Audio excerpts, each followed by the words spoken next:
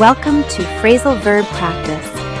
This is the place to learn real English, one phrasal verb at a time. My name is Marissa, and I'll walk you through this learning journey.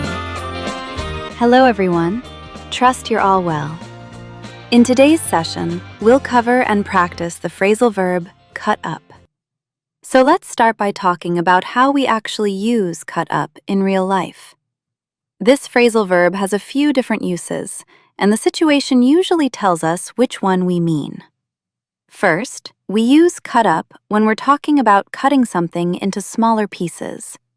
This is very common with food or paper. For example, she cut up the vegetables for dinner. He cut up the paper into small pieces. Can you cut up the chicken, please? The idea here is simple.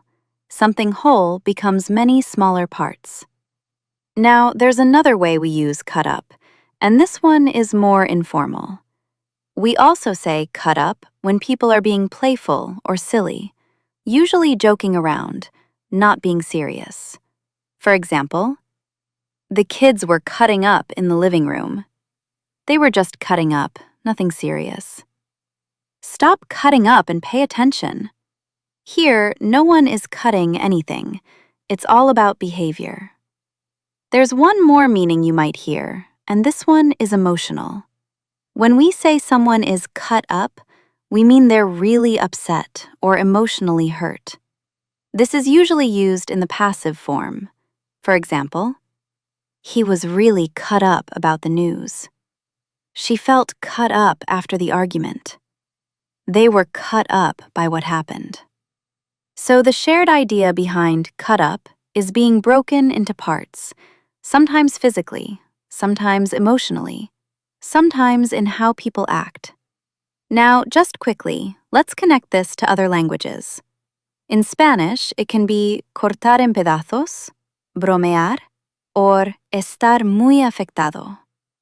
In French, couper en morceaux or faire l'idiot. In Portuguese, cortar en pedazos or brincar. In Italian, tagliare a pezzi or scherzare. In German, zerschneiden or herumalbern. In Japanese, kirikizamu or fuzakeru. And in Chinese, 切碎, hu nao or 很难过. The idea stays pretty close. So when do people usually use cut up? People use cut up when they're preparing food, when someone is acting silly, or when they want to describe feeling very upset. Let's hear a few examples together. She cut up the fruit for the kids. The students were cutting up during class. He was really cut up about the breakup. Please cut up the meat before serving. They were just cutting up, nothing serious. Now let's talk a bit about how we use cut up grammatically. Cut up can be separable or inseparable, depending on the meaning. When cut up means cutting something into pieces, it's separable. So both of these sound natural. Cut up the vegetables. Cut the vegetables up. With pronouns, the pronoun goes in the middle. Cut them up. Cut it up. When cut up means joking around, it doesn't take an object. We just say, they were cutting up. And when it's emotional, it's usually passive. He was cut up about it. The verb form never changes. Present, past, or participle, it's always cut up. All right, now let's practice. First, you'll listen to a short text about everyday life. Then you'll hear another one in a professional or office situation. Are you ready? Let's start. Saturday mornings at my place are usually relaxed, but this one started busy. I was in the kitchen getting lunch ready when my sister came over with her kids. I asked her to help me cut up the vegetables while I handled the rest. She laughed and started to cut up carrots and peppers, telling me stories at the same time. In the living room, the kids were already cutting up. They were laughing, making faces, and running around the couch. At first, it was funny, but after a while, my sister told them to stop cutting up and calm down a bit. They tried, but a few minutes later, they were cutting up again, like nothing had happened. While we cooked, my phone buzzed with a message from a friend. He had just gone through a tough breakup and said he was really cut up about it. I could hear it in his voice when I called him back. He wasn't angry, just quiet and clearly cut up by everything that had happened. Back in the kitchen, my niece asked if she could help. I gave her some paper and scissors, and she carefully started to cut up shapes for a small art project.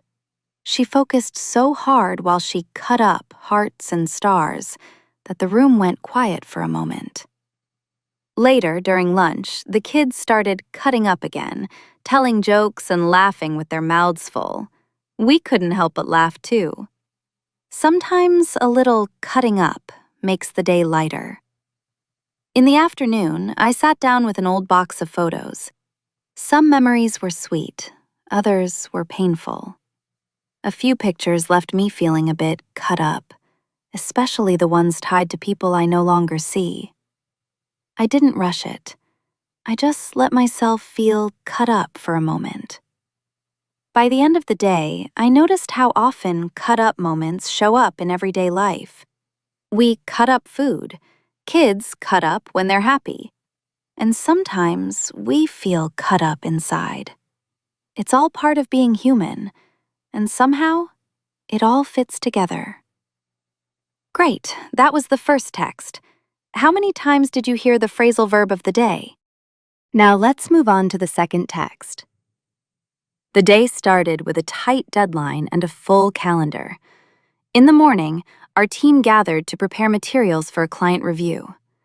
I asked one colleague to cut up the printed charts so we could organize them by topic. While she cut up the pages, we talked through the agenda and made sure everything was in the right order. As more people joined the room, the mood got lighter. Two teammates were cutting up a bit, making jokes and laughing while setting up the projector. It helped break the tension, but after a minute, our manager smiled and asked them to stop cutting up so we could focus. Everyone settled down quickly.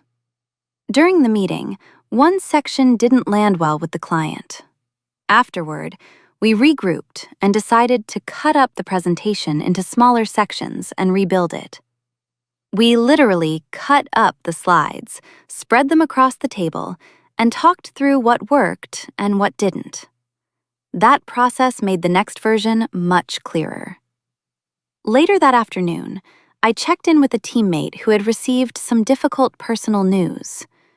He admitted he was feeling pretty cut up and appreciated having a lighter workload for the rest of the day. No one pushed him.